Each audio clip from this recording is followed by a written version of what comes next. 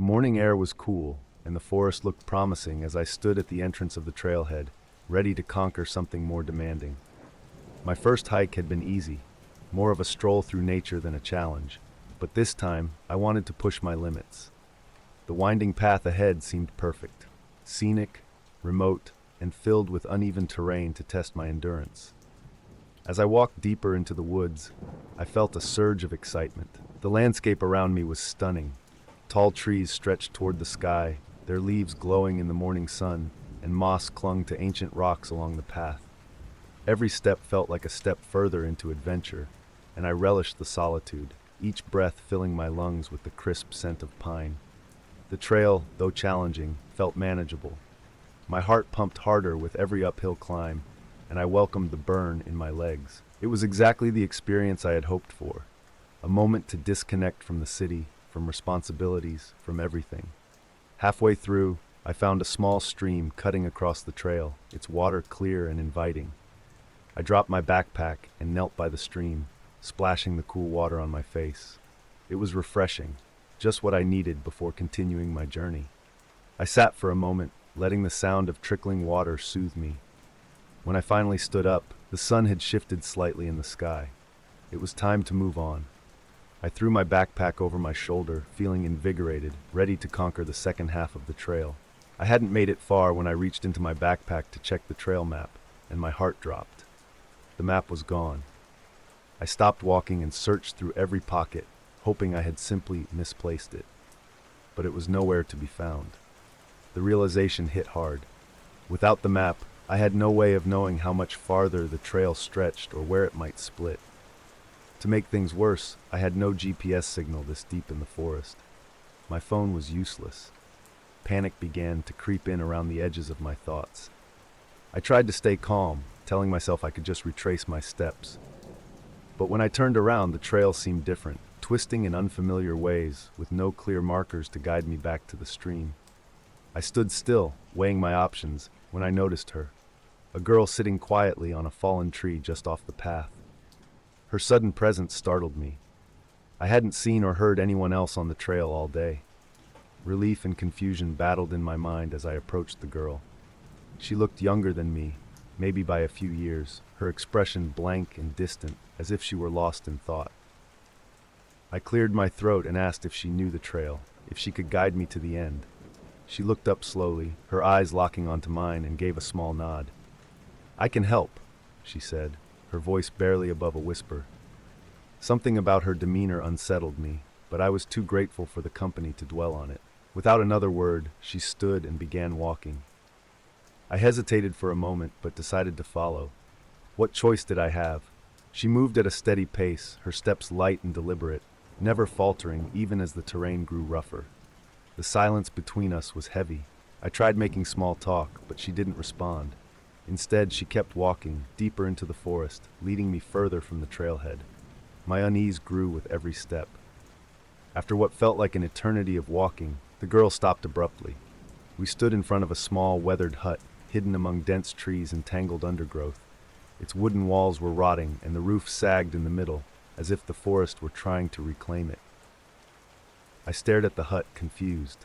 "Why are we here?" I asked, breaking the silence. The girl didn't answer. Instead, she turned toward the door, slipped inside, and vanished without another word. I stood frozen, the air around me thick with tension. A cold unease slithered down my spine. Then, before I could move, the door creaked open again, and a man stepped out. He was tall, with broad shoulders, and his face was emotionless, like a blank canvas. His gaze locked onto me, cold and unblinking, as if he were studying me, weighing his options. I took a step back, my instincts screaming at me to leave, but I couldn't move fast enough.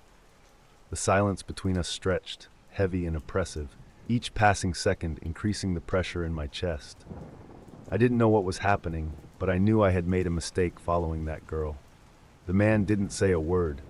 He just stood there, his gaze fixed on me, as if daring me to take another step closer to the hut. My skin crawled under the weight of his stare. The forest around us seemed to thicken, every shadow deepening as the sun slipped lower in the sky. I knew I had to leave, but nightfall was closing in fast, and the idea of stumbling through the dark forest without a clear path was terrifying. I took another step back, mumbling an excuse to myself, then turned and walked quickly into the trees. I could feel his gaze lingering on me long after I was out of sight. Once I was far enough from the hut, I found a small clearing and decided to set up camp. My nerves were shot, and every instinct told me to keep moving, but I knew I wouldn't make it far in the dark. I unrolled my sleeping bag, trying to convince myself I was safe, even though every muscle in my body remained tense. The forest around me was too quiet, unnaturally so. I kept my head on a swivel, scanning the trees for any sign of movement. The memory of the man's cold stare haunted me, and I couldn't shake the feeling that something wasn't right. As the night wore on, the forest came alive with sounds. At first, it was just the occasional rustling of leaves, small movements I tried to attribute to animals. But soon the noises grew louder and more deliberate. Soft footsteps crunched through the undergrowth, too heavy to belong to any forest creature I knew. I lay perfectly still, my heart hammering in my chest. Then I heard them, low murmurs, like distant voices carried on the wind, too faint to make out. They seemed to come from all directions, weaving in and out of the trees. I clenched my fists inside the sleeping bag, forcing myself to breathe quietly. Every crack of a branch, every shuffle of leaves felt like a sign that someone, or something, was nearby, moving just beyond the edge of my vision. The man from the hut flashed through my mind. Was he following me? Was he out there now, watching from the shadows? Or had the girl led me into something far worse than I could imagine? I stayed awake the entire night, my eyes wide open, scanning the darkness for any sign of movement. My campfire had died down to glowing embers, and without its light, the shadows seemed to press closer. The murmurs persisted, coming and going in waves as if circling my camp. At one point, I thought I saw a figure move between the trees, a fleeting shape that disappeared as soon as I focused on it. I squeezed my eyes shut, willing the night to end. The hours dragged by, and my exhaustion grew, but fear kept me from closing my eyes for even a second. Every rustle, every whisper sent jolts of adrenaline through me, forcing me to stay alert. The forest seemed alive, pulsing with unseen threats, waiting for me to let my guard down. When the first light of dawn finally broke through the canopy, the strange noises faded with it. The forest grew silent again, and the suffocating weight that had pressed down on me all night began to lift. I climbed out of my sleeping bag, stiff and exhausted, and scanned the area one last time. There was no sign of anyone or anything.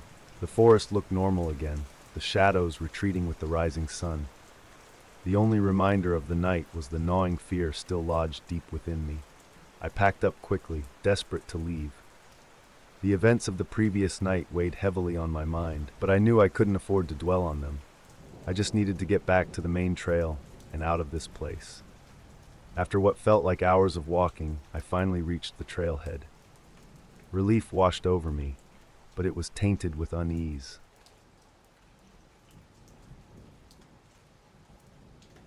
I woke up, the house silent around me, except for the hum of the refrigerator down the hall. It was a habit I'd developed over the years, waking in the dead of night, dragging myself to the bathroom in a daze, and falling back asleep without thinking twice about it. Tonight was supposed to be no different. After using the bathroom, I found myself wandering toward the window in the hall, drawn by the stillness of the street below. The neighborhood was always quiet at this hour, the kind of silence that settled deeply between the houses, as if nothing dared disturb the night. But then I saw it, a movement at the end of the block, just a flicker at first, but enough to make me focus. The old house stood at the far corner, an abandoned relic no one talked about anymore. We all knew it was empty, left to crumble away. But now, under the pale moonlight, I saw a figure, someone slipping through the gate and disappearing inside the house. A strange unease crept over me, but so did curiosity. It was such a strange, isolated place. Why would anyone go there at this hour? The sight nagged at me, stirring something I couldn't ignore. I tried to tell myself to let it go, to just go back to sleep. But the idea stuck, spreading through my mind like a slow, unsettling itch. I had to know what was going on. I put on my shoes and jacket without thinking twice. The pull of curiosity was stronger than reason, and I was already halfway down the street before I realized I was actually doing this. As I approached the house, the air around it felt heavier, as if the place had its own kind of gravity.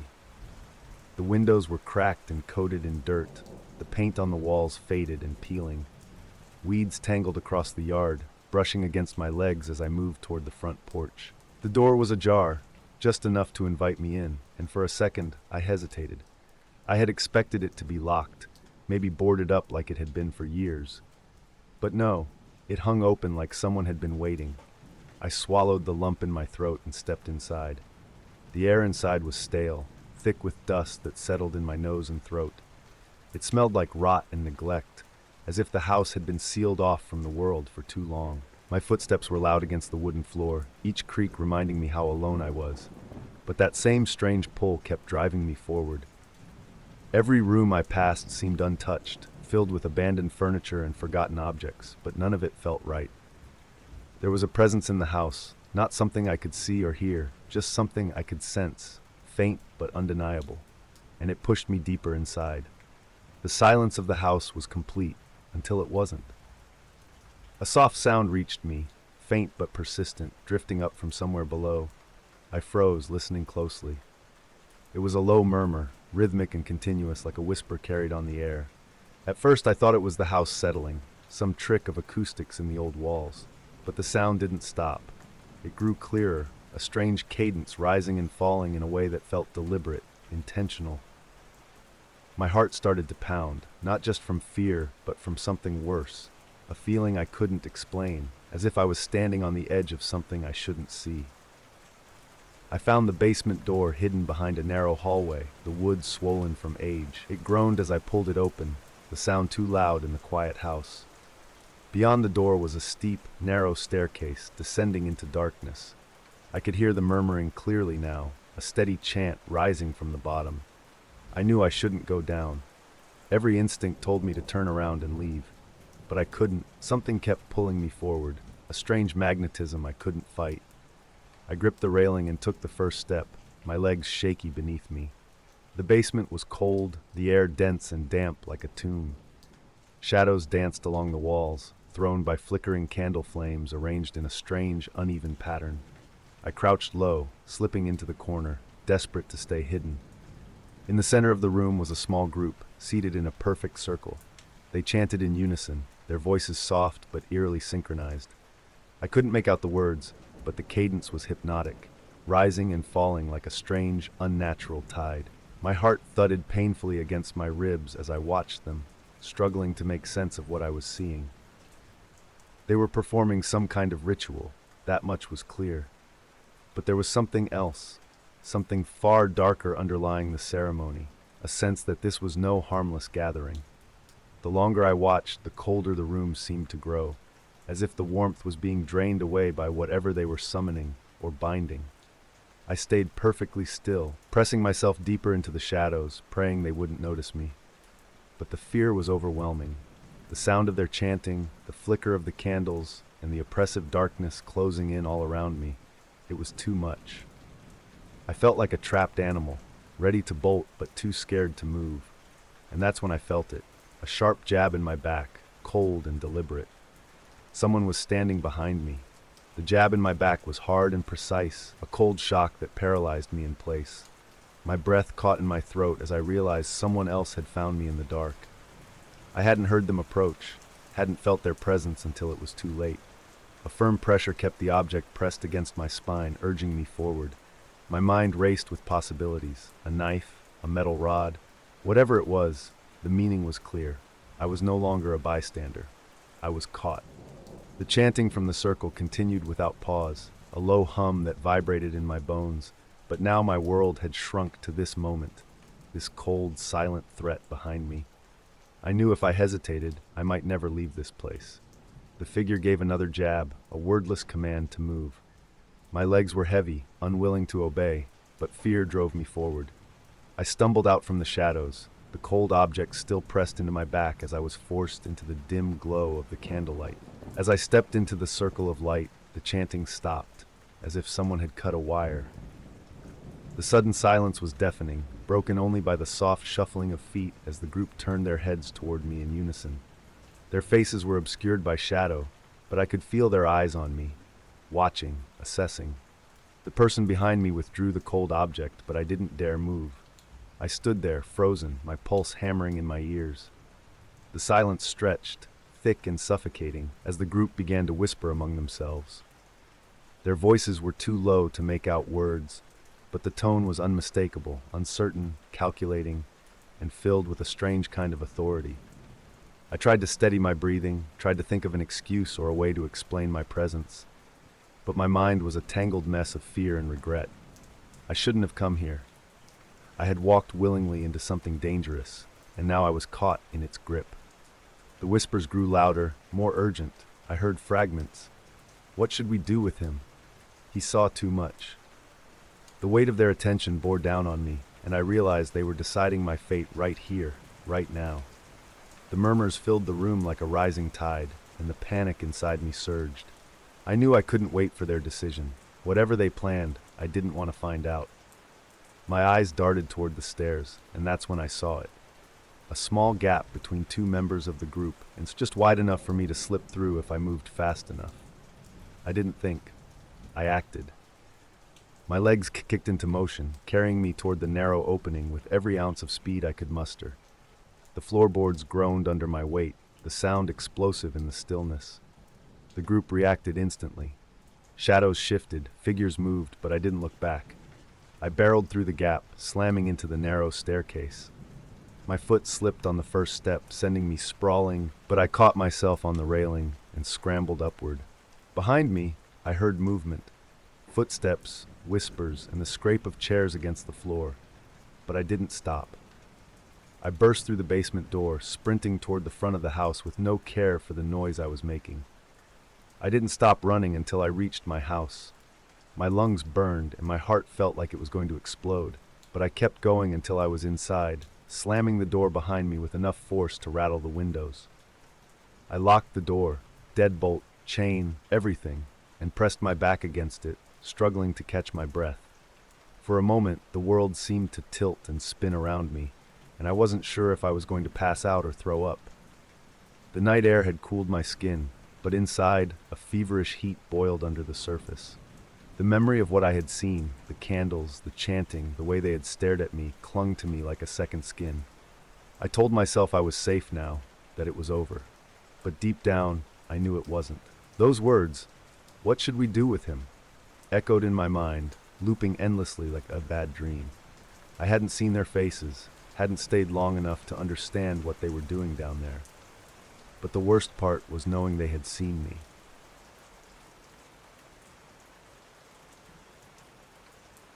It started small, so small that I didn't even think to question it. One morning, I couldn't find my house keys. I checked my jacket pockets, the hook near the door, even the usual cluttered spots where I tend to drop things without thinking. They were nowhere to be found. I was already running late, and the frustration built as I tore through the apartment in search of them. Then, after nearly giving up, I found them. They were sitting on my bathroom sink, neatly placed as if waiting for me. It struck me as odd because I never leave my keys there. Still, I chalked it up to being distracted. Maybe I was tired or preoccupied when I got home the night before. It wasn't worth dwelling on, or so I thought. Over the next few days it happened again, but with different things. My favorite sweater, which always hung on the coat rack by the door, disappeared without a trace. I looked everywhere, closets, drawers, even under the bed, only to discover it folded neatly inside one of my kitchen drawers days later. My wallet went missing next. I found it 2 days later on top of the fridge, a place I never use for anything.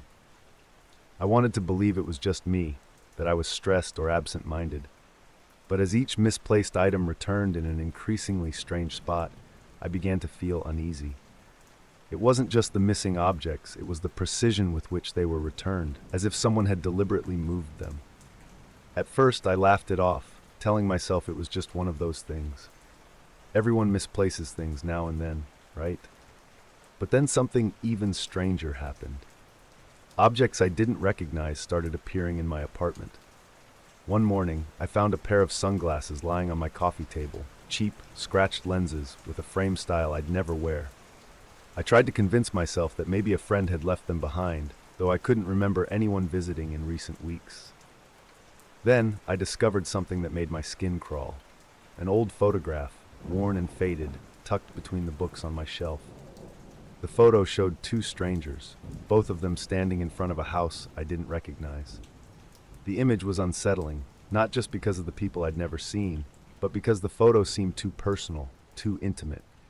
It didn't belong in my home, yet there it was, like a ghost in plain sight. That was when I stopped laughing. The feeling of unease crept in slowly but surely.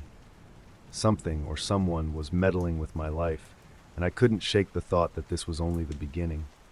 The fear lingered, gnawing at the edges of my mind until I couldn't stand it anymore.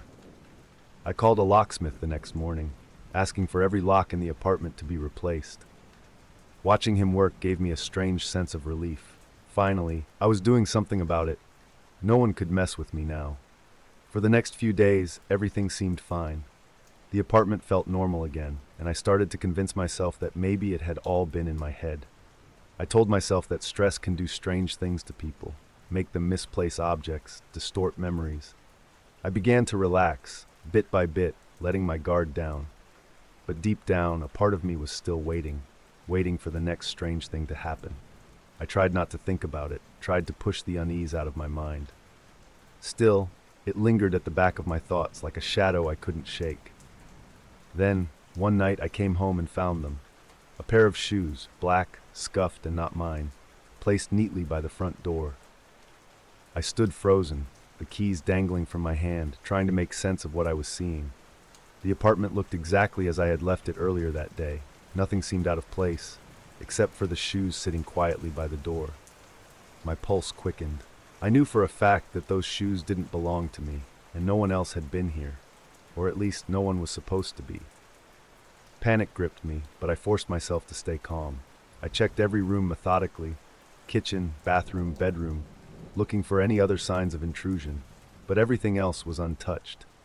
The shoes were the only anomaly, and that somehow made it worse. They didn't belong here. Yet there they were, waiting for me, as if left behind deliberately. I sat down on the edge of my bed, staring at the shoes by the door.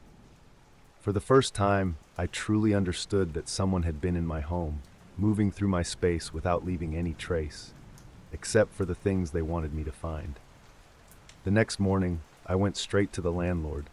I wasn't sure what I expected, maybe some kind of reassurance or at least an explanation. But when I told him about the missing items, the strange shoes, and the photograph, he barely seemed interested. He offered me a vague promise to look into it, but didn't seem to think much of it. "Could be a mistake," he said, shrugging. "Sometimes people leave things behind, might be from a previous tenant." His indifference made my stomach churn. The shoes hadn't been left behind by some long-gone tenant. They had appeared after I moved in, just sitting there as if someone had planted them. I tried to explain this to him, but he waved me off with a half-hearted excuse about miscommunication. When I walked away from his office, the knot in my chest tightened. No one was taking this seriously. And that's when it hit me. I was on my own. Whatever was happening in my apartment, whoever had been inside, I couldn't count on anyone to stop it. The rest of the day dragged by in a haze of paranoia. Every sound made me jump. Every creak of the floorboard sent my heart racing. By the time I got home, I was exhausted, but what I found waiting for me on my bed wiped out any trace of sleep from my mind. A small box sat on my bed, perfectly centered on the comforter. My breath caught in my throat. I hadn't left it there. It hadn't been there when I left that morning. With trembling hands, I opened the box. Inside was a wristwatch, silver, simple, and ticking steadily. I stared at it for a long moment, trying to comprehend what I was seeing. I had never seen this watch before in my life. The knowledge that someone had been inside again, despite the new locks, shattered any illusion of safety I had left. They had left me this watch, placed it carefully on my bed, as if to prove a point. A chill settled deep in my bones. Whoever was doing this wasn't just moving things around, they were watching me. They knew my schedule. They knew when I left and when I came home. And worst of all, they could come and go as they pleased, without leaving any trace except for the things they wanted me to find. I sat down on the edge of the bed, clutching the box, my mind racing. There was no longer any denying it. Someone had invaded my life, and they weren't going to stop. I didn't waste any more time. That same night, I started packing. Every item I owned went into boxes, my movements frantic and uncoordinated. I didn't care about organization or where I was going, I just needed to leave. Each time I paused to catch my breath, I felt the weight of the intruder's presence pressing down on me. They weren't physically here, but I could feel them watching, waiting. The apartment wasn't mine anymore. It belonged to them now. By morning, I was gone. I didn't say goodbye to the landlord or tell anyone where I was moving. I just left, hoping that I could outrun whatever had taken root in that apartment. The new place was smaller, quieter. It didn't have the same charm, but it felt safer, at least at first. For a while I slept better, convinced that I had left the nightmare behind me. The peace didn't last. One morning as I was making coffee, I found a pen lying on the counter, a cheap plastic one that I knew for certain wasn't mine. I stared at it, my stomach sinking. Then, a few days later, I found a hair clip under the bed. I didn't own any hair clips. Each new object felt like a message, a reminder that the intruder was still out there, still watching. Moving hadn't stopped them. They had followed me, slipping into my new life just as easily as they had invaded the old one.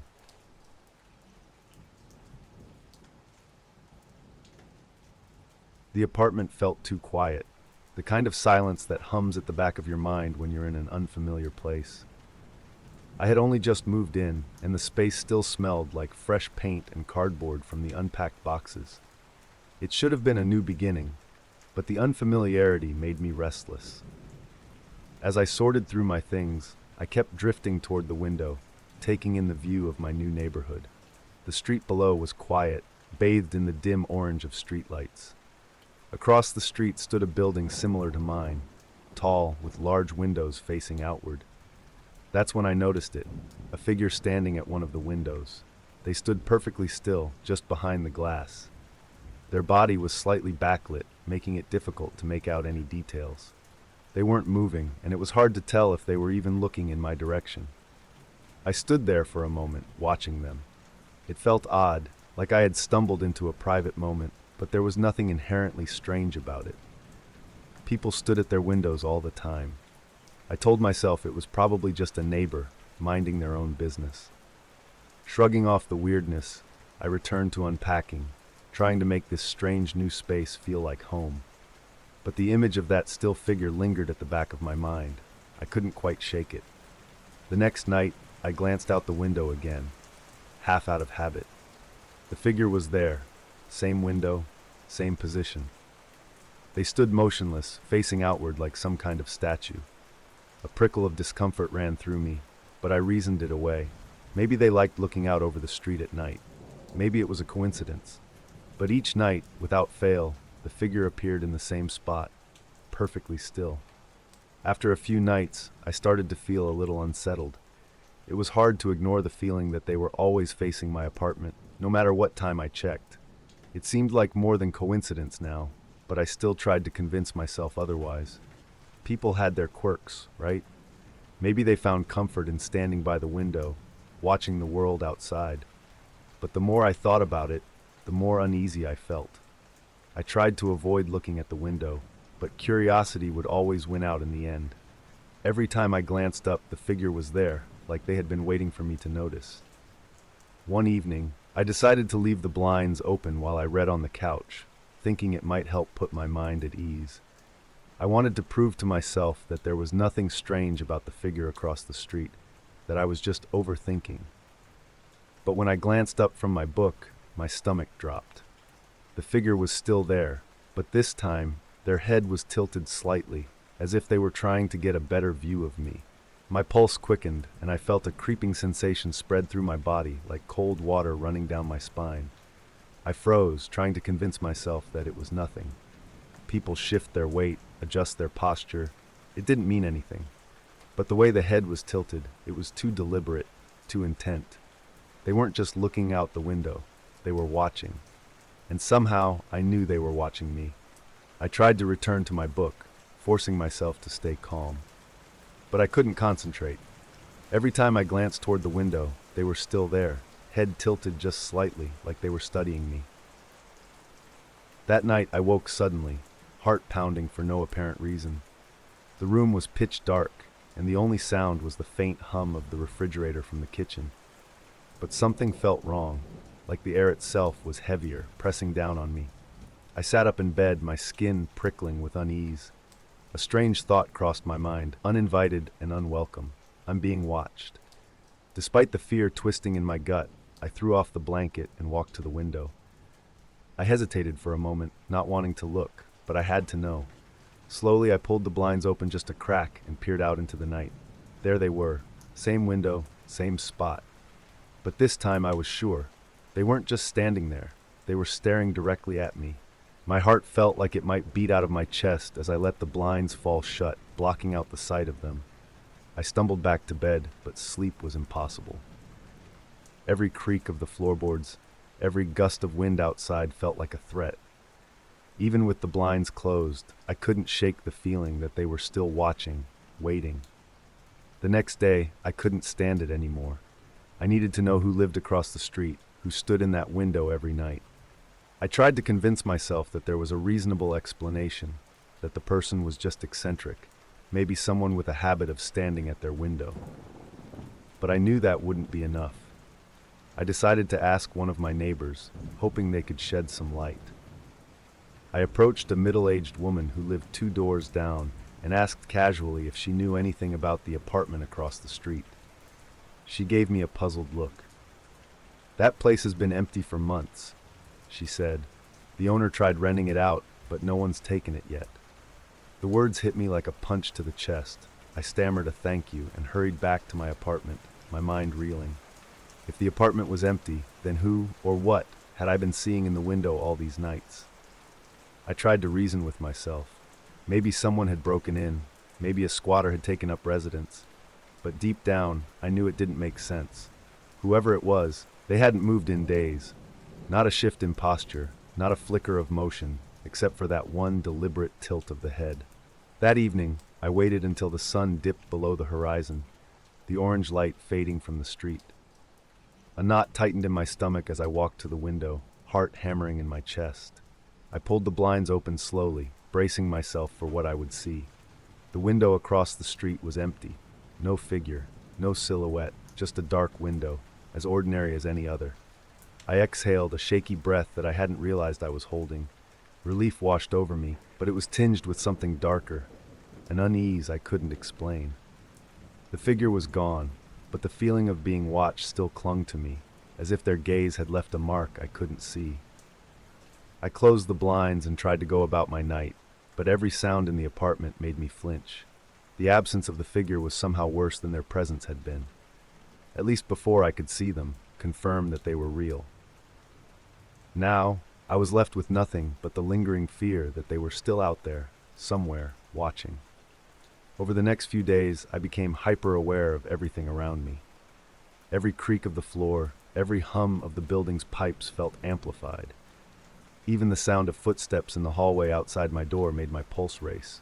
I kept telling myself that the figure was gone, that it had all been in my head, but the fear wouldn't leave. I tried distracting myself with books, TV, anything to keep my mind occupied. But every time I passed the window, I felt the urge to check, to pull the blinds open just a crack and look across the street. I resisted at first, but eventually, the need to look became overwhelming. Late one night, I stood by the window, hands trembling, and slowly lifted the corner of the blinds. The window across the street was still empty, but that didn't make me feel any better. I dropped the blinds quickly, feeling foolish and exposed. Even though the figure was gone, I couldn't shake the feeling that I was still being watched. Eventually, I couldn't take it anymore. The fear had seeped into every part of my life, making it impossible to relax. I packed my things and left the apartment, hoping to leave the fear behind with it. The new apartment was smaller and less charming, but it felt safer, at least at first. The absence of that window across the street brought some relief, and for the first few nights, I slept deeply for the first time in weeks.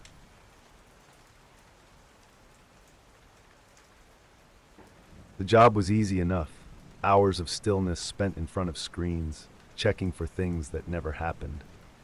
The security monitors flickered in black and white feeds, showing endless rows of metal doors. Storage units, some filled with furniture, others with boxes that no one cared to open for years.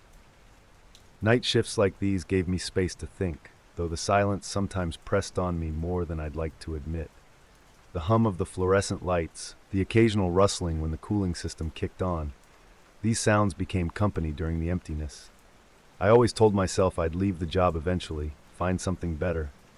But there was a simplicity to it that held me there. No customers to deal with, just logs to fill out, locks to double check, and cameras to watch. It was mechanical, dull, predictable, or at least it used to be. It was late when I noticed it. One of the units, close to the back of the building, had its door slightly open. On the monitor, the unit's number, 23B, was clear as day. My pulse gave a slow, measured beat. I knew I'd walked that row earlier during my routine checks. I distinctly remembered it being shut, the lock in place like every other door in the facility. And yet, there it was, ajar, a black line of shadow cutting between the door and its frame. For a moment I considered ignoring it. Maybe I missed it before. Maybe someone had come by without me noticing, though that seemed unlikely. My shift was supposed to be boring, but the open door was like a splinter in my mind, poking until I couldn't leave it alone. With a sigh, I grabbed my flashlight and headed down the hallway. The hallways stretched long and cold under the dim lighting, metal walls reflecting my footsteps as faint echoes. I could hear the faint hum of the security cameras rotating behind me as I walked toward Unit 23B, each step heavier than the last. I told myself it was probably nothing, a careless renter, maybe a lock that didn't click all the way. But that small part of me, the one that had grown too used to the stillness of these shifts, itched with unease. I stopped just short of the unit, the door looming ahead. It wasn't wide open, just barely cracked, enough to feel deliberate. The lock hung uselessly against the door, broken clean through. Someone had forced it open. My skin prickled as I stared at it, a quiet sense of warning that I should turn back. I tightened my grip on the flashlight. I knew I couldn't leave it alone. Part of me needed to see what was inside, if only to quiet that gnawing feeling in the pit of my stomach. I placed my free hand on the cold metal and slid the door fully open, the metal screeching as it rolled upward. The sound echoed down the empty corridor, sharp and unsettling. The light from my flashlight bounced inside, casting jagged shadows across the clutter. It looked ordinary at first. Rows of dusty cardboard boxes, a disassembled bed frame, and random junk that seemed to have been thrown in carelessly. But as I stepped closer, I saw it. In the corner, something wrapped in a black plastic tarp, large and misshapen, resting like a forgotten heap. I felt a chill run through me, though I couldn't say why just yet. I stood frozen for a moment, the beam of the flashlight trembling slightly as it pointed at the plastic-wrapped object. I told myself to walk away, to turn back to the safety of the security room, but I couldn't seem to move. The tarp seemed wrong, out of place. Storage units were always full of old furniture, knickknacks and junk, but this wasn't junk. It was placed deliberately. The tarp pulled tight around the thing underneath, knotted in a way that suggested someone didn't want it disturbed. I knew, somewhere deep down, that I shouldn't touch it. Yet my hands moved on their own, driven by a stubborn need to understand what I was looking at. I crouched down, flashlight still pointed at the heap, and used my free hand to peel back a corner of the tarp. The smell hit me first, sharp, sour, and unmistakably human. It wasn't the overpowering stench of death, but it was close enough to churn my stomach. I swallowed hard, the air suddenly heavier than before. Underneath the plastic, I saw a tangle of objects, ID cards, wallets, phones, piles of them, all neatly tucked together. They weren't tossed in at random, they were placed there with purpose, collected. The IDs stared back at me from the beam of my flashlight, faces frozen in blank, unsuspecting smiles. A cold realization slid over me. These weren't forgotten items. They were taken, deliberately gathered and hidden. And from the number of things in that pile, it wasn't just from one person. I stood, my knees shaky, and backed away from the tarp. My mind raced to piece together what I was looking at, but the answer eluded me. Fear gripped my chest, tight and insistent, demanding that I leave, that I walk away from whatever this was. But I couldn't stop looking at the IDs, the phones, the wallets. They were trophies. That's what it felt like, a collection someone had carefully stashed away. I took another step back, the sound of my foot scraping against the concrete too loud in the quiet. As I shifted, something caught my eye, a small glint in the corner of the unit. I turned my flashlight toward it, and there it was, a security camera. But not one of ours. It was a small, black camera, installed discreetly in the upper corner of the unit, aimed directly at the plastic-wrapped heap. Someone had been watching this place, someone who didn't want to be seen. My mouth went dry as the weight of it settled in. Whoever forced the door open, whoever placed these things here, had made sure to keep an eye on it. Before I could process it fully, the lights in the hallway flickered, buzzing as they dimmed briefly. And then I heard it, a distant, deliberate step echoing from the corridor outside. Someone was here. The footsteps were measured, unhurried. Whoever it was, they weren't trying to hide. I stood frozen in the unit, the flashlight trembling slightly in my grip as the sound drew closer. My mind raced. The storage facility was supposed to be empty. There shouldn't have been anyone here but me. The presence of the camera inside the unit made it worse. Someone had been watching. Maybe they still were. I forced myself to move, my breath shallow as I closed the unit door as gently as I could. The metal groaned softly, and I winced, willing it to be quieter. I needed to get back to the security room. The monitors there were my only chance of seeing who was inside the building with me. But I couldn't make a sound, not yet. I slipped into the shadows along the corridor wall, heart pounding in my ears. The footsteps grew louder, deliberate, like they knew exactly where they were going. I flattened myself against the cold metal, trying to control my breathing. I kept telling myself to stay calm, but the weight of what I'd seen in that unit, the stolen IDs, the strange camera, hung heavy in my mind. And then the footsteps stopped. They were close now, just around the corner. I held my breath, my fingers tight around the flashlight. I could feel the seconds stretch endlessly as I stood in the dark, waiting, hoping whoever it was would keep moving. Then, after what felt like an eternity, the footsteps resumed, softer this time, fading down the corridor. I exhaled, the air sharp and cold in my lungs, and made my move. I kept low as I moved down the corridor, every creak and scrape of my footsteps magnified in the silence. My eyes darted around the dim hallway, watching for any sign of movement. If whoever was inside found me, I had no idea what they'd do. All I knew was that I couldn't stay in the open. When I reached the corner, I stole a glance toward the direction of the footsteps. Nothing, just the still, dim corridor stretching ahead. Whoever had been walking was now gone, but the air still felt heavy with the threat of their presence.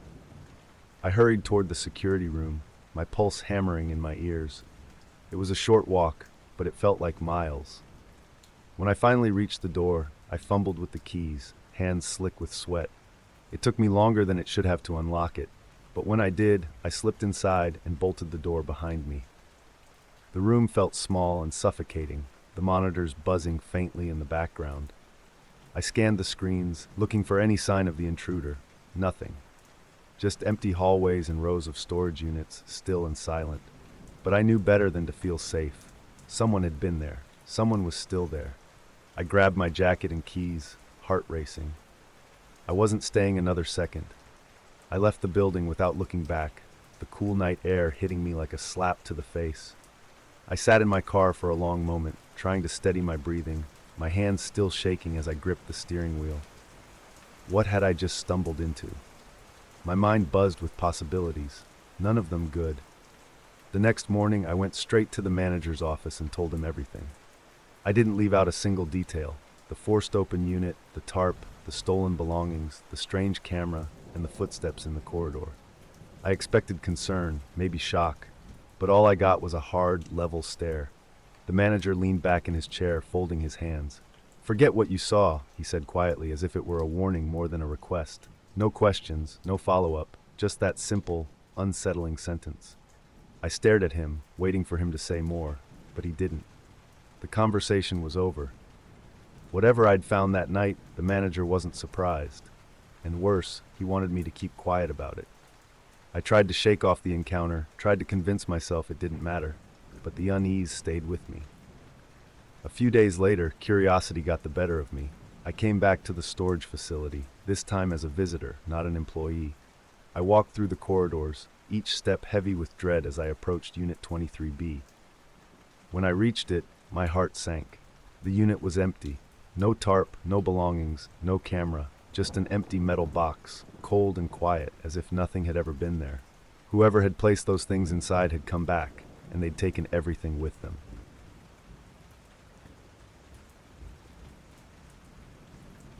It was one of those quiet, uneventful afternoons.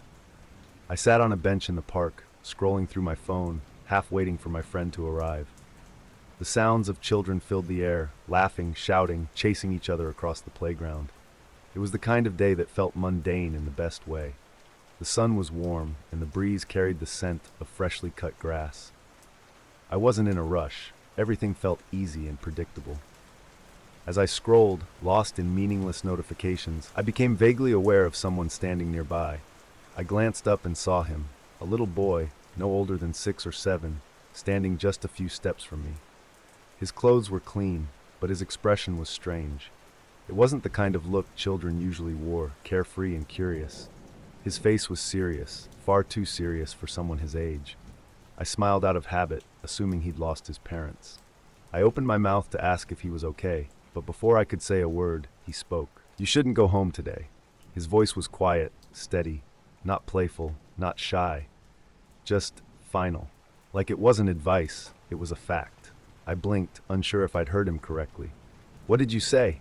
I managed, my voice lighter than I felt inside, trying not to sound as unnerved as I was. But the boy didn't respond. He just reached into the pocket of his small jacket and pulled out a piece of folded paper. Without a word, he placed it on the bench beside me, turned, and walked away. I stared after him, waiting for a parent to come and call him back, but no one did. He disappeared into the playground crowd as quickly as he had appeared. I sat there for a moment, watching the playground in case the boy came back. But he didn't. The children's laughter carried through the air, as if nothing strange had just happened. After a minute, I glanced down at the piece of paper he left on the bench. My fingers hesitated before picking it up, like some part of me already knew this wasn't going to be normal. When I unfolded the paper, I saw the message written in neat, deliberate handwriting. "Don't go to your apartment. Not yet." I stared at the words, trying to make sense of them. There were no drawings, no other details, just that single line, simple and strange. The back of my neck prickled with an uncomfortable feeling, the kind that sneaks up on you when you know something isn't right.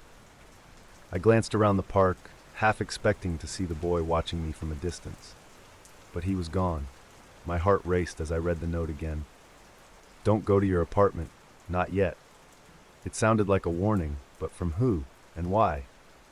I told myself it was just a weird prank. Kids say strange things all the time, right? But the more I tried to convince myself of that, the more the words on the paper seemed to stick in my mind.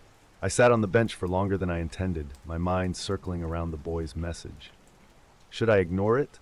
Should I stay here, just in case? It felt ridiculous to be so rattled by something so small, but the unease was growing. What was I supposed to do? Wait on this bench all night? And for what? I glanced at my phone, still no message from my friend. Maybe they were running late, or maybe they weren't coming at all. Either way, the minutes stretched, and I started feeling restless. Finally, I made a decision. I was going home. There was no logical reason not to, just a strange encounter with a kid playing some weird prank. I told myself I was being paranoid, letting my imagination run wild. With a deep breath, I stood and folded the note carefully, slipping it into my pocket. I glanced around the park one last time, hoping to catch a glimpse of the boy, but he was gone. The playground was just a blur of children running and shouting, oblivious to the strange weight that hung over me. I started walking toward home, but the feeling stayed with me, growing heavier with every step. As I approached my apartment complex, the sense of unease only deepened. From a distance, everything looked normal, until I saw the truck. A plain, unmarked, moving truck sat parked by the curb, its back doors wide open. 2 men stood near the entrance of the building, both dressed in plain clothes, their faces blank and unreadable. They moved with a strange, practiced efficiency, carrying large black bags down the stairwell. The bags were heavy. They strained under the weight as the men hauled them into the truck. I ducked behind a parked car, instinct taking over. Something was wrong. I could feel it in my gut, and this time I didn't try to dismiss it. I stayed low, peeking from behind the car, watching as the men moved quickly, their heads low, as if they didn't want to be noticed. They didn't stop to talk to anyone. They didn't leave any paperwork behind. It was as if they were ghosts, passing through without leaving a trace. The way they moved was unsettling, too deliberate, too secretive. I stayed crouched behind the car until the men finished loading the truck. One of them glanced around briefly, and I ducked lower, holding my breath. A moment later, the truck doors slammed shut. The men climbed into the front, and without a word, the engine roared to life. They pulled away from the building, leaving no sign they had ever been there. When the truck disappeared down the street, I stayed frozen in place, my heart pounding. I knew, without fully understanding why, that if I had gone home earlier, I would have walked right into whatever had just happened. Even as the truck disappeared from sight, I stayed hidden behind the parked car, my mind racing to make sense of what I'd just seen. Something wasn't right. Those men weren't movers, and whatever was in those black bags, it wasn't furniture. Their silence, the precision with which they worked, the speed at which they left, it all added up to something dangerous. My hands were trembling slightly as I stood up, glancing around to make sure the coast was clear. The front entrance of the building was still open, inviting in that unsettling way that only familiar places can be when they feel wrong. I told myself I should leave, go anywhere but here, and yet some instinct dragged me forward, urging me to find out if my apartment was still safe. I crossed the street cautiously, every step heavy with hesitation. My eyes scanned the windows above, searching for signs of movement. Nothing. The building looked eerily normal, untouched by whatever had just transpired outside. I took a deep breath and made my way up the stairs, my heartbeat echoing with every step. When I reached my door, I stopped short. At first glance, everything seemed untouched. The door was shut tight, the lock unbroken. But then I noticed the piece of paper taped to it, a simple sheet folded neatly, just like the one from earlier. I pulled it off the door and unfolded it with unsteady hands. "You listened this time? Be careful next time." The words sent a chill down my spine. It was the same neat, deliberate handwriting, the same ominous tone. Whoever had written this knew what they were doing. They knew I had followed the warning, and they wanted me to know they were watching. I looked around the hallway, but it was empty. No one else was there, just the same silence that always filled the building at this hour. My hands shook as I tucked the note into my pocket. This wasn't a coincidence. Someone knew something, and that someone had saved me from walking into whatever had happened here earlier. But why? And how? I stepped inside my apartment, locking the door behind me with a sense of finality. I checked every room, every corner, every closet, but everything was exactly as I'd left it. Nothing had been touched. Nothing was out of place.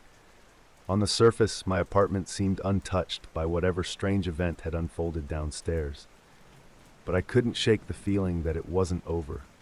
The note on the door, the boy in the park, those things didn't happen without reason. Days passed, but the tension didn't leave me.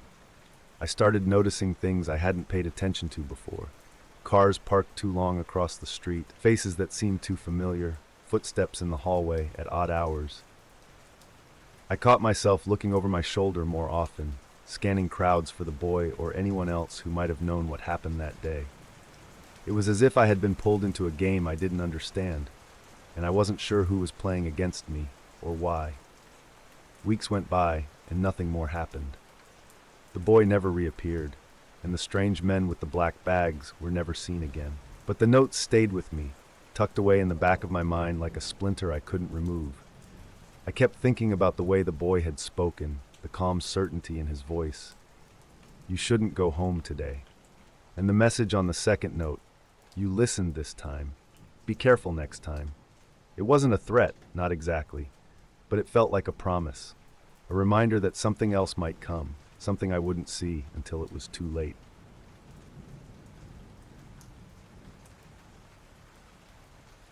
It started as a sudden jolt from sleep. One second, I was lost in a deep slumber, and the next, the sharp wail of my car alarm was tearing through the night. I scrambled out of bed, disoriented, my heart racing as I stumbled toward the window. I half expected to see someone crouched by the car, maybe kids messing around or someone trying to break in. But when I pulled back the curtain, the street was empty. There was nothing but the shrieking horn and flashing lights coming from my old car parked in the driveway. The headlights flickered rhythmically, casting harsh beams across the empty road, but no one was there. Grabbing my keys from the nightstand, I aimed the fob out the window and hit the button to turn off the alarm. The sound cut out abruptly, leaving the night eerily silent again. I stood there for a moment, staring out at the car, trying to convince myself it was just a glitch. The thing was old. Maybe the alarm system was faulty. Still, the knot of unease in my chest didn't ease. I crawled back into bed, determined to shake off the strange wake-up call. It was just a fluke, I told myself. Something to fix in the morning. But even as I drifted back to sleep, a part of me stayed on edge, listening for the next sound in the dark. The next night, I was jolted awake again, this time at 2:34 a.m. The alarm blasted through the silence, just as sharp and shrill as the night before.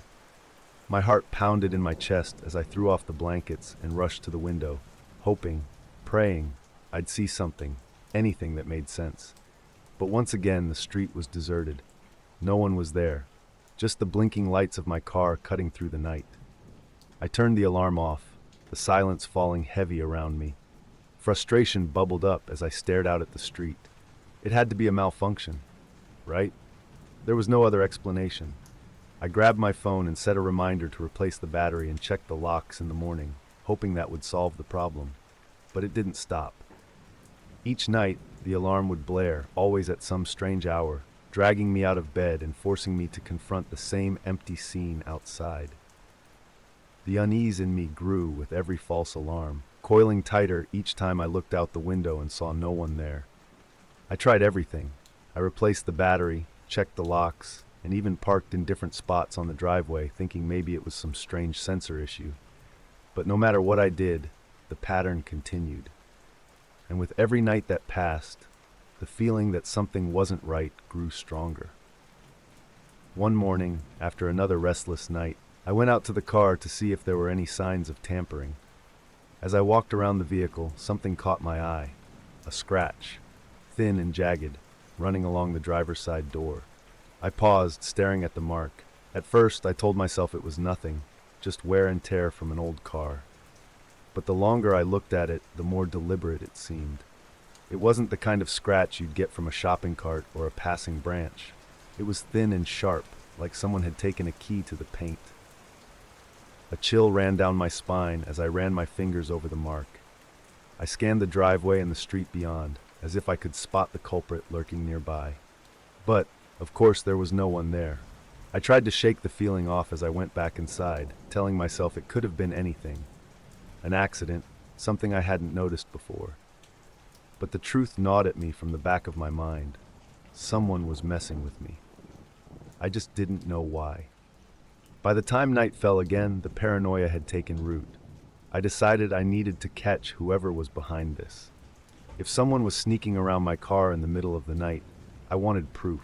I set up a camera on my porch, pointing it directly at the driveway. It wasn't fancy, just a basic motion-activated camera, but it would do the job.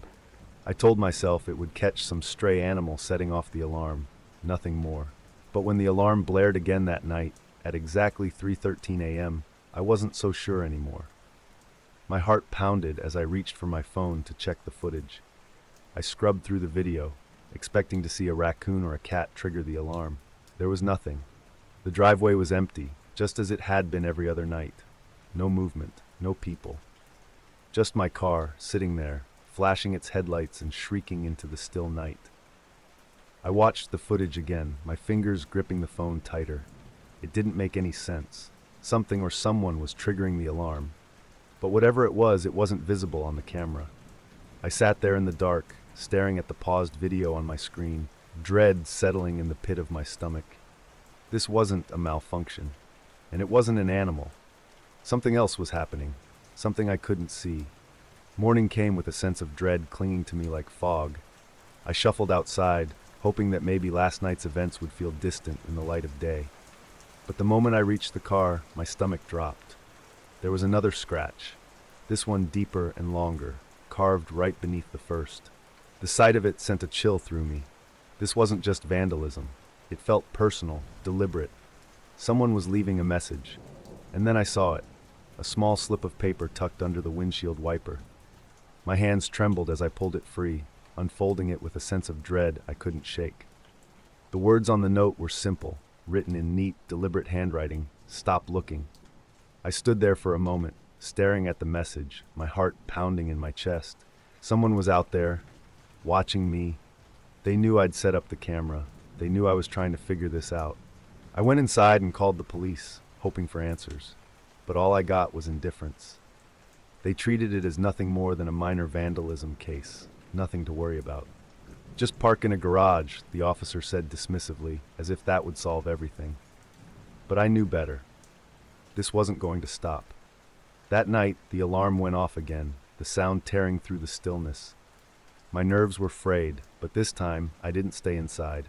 I grabbed a flashlight, threw on my shoes, and ran out to the driveway, determined to catch whoever was behind this. The air was cold and quiet, wrapping around me like a warning.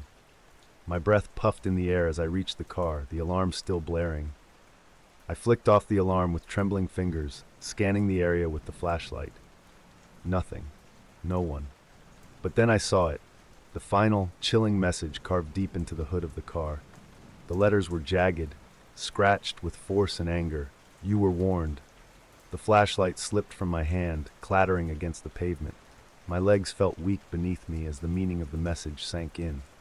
Whoever was behind this had no intention of stopping, and they'd made it clear. I was out of chances.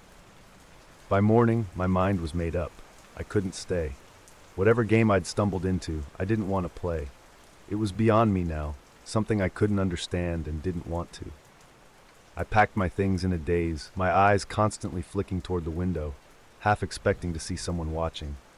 I left the car behind, abandoning it like a cursed object I didn't dare take with me.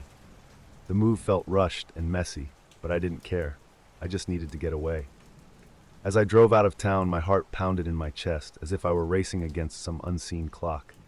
I didn't look back. I couldn't. The miles stretched behind me, but the fear didn't leave.